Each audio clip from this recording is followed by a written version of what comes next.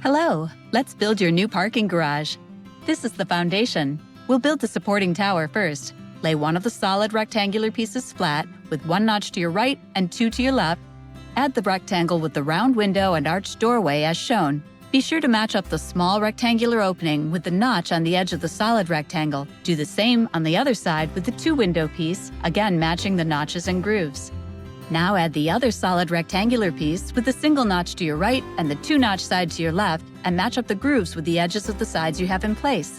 Holding it together, stand up the tower and place it on the foundation with the arched doorway facing the wide roadway as shown.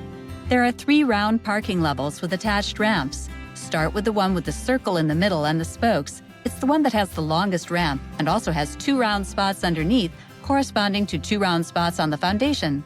While supporting the tower, insert the first parking level's tab into the notch on the tower. Support the parking level with one hand and lift it just slightly. Slide one of the short pillars into its spot on the foundation and gently slide it into its spot on the underside of the parking level as well, and repeat with another short pillar. Time for the second parking level. Slide its tab into the slot on the opposite side of the tower. Its ramp will go down to the first level.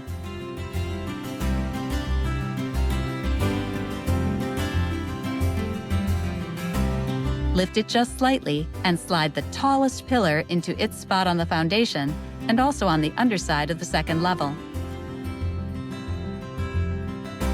The third level goes on the same side as the first level, and it uses the other short pillar. Again, be sure to support the tower while you insert the tab into the notch and lift it gently, just slightly, to put the other pillar in place. Place the helicopter landing circle on the top of the tower. Have fun with your new parking garage.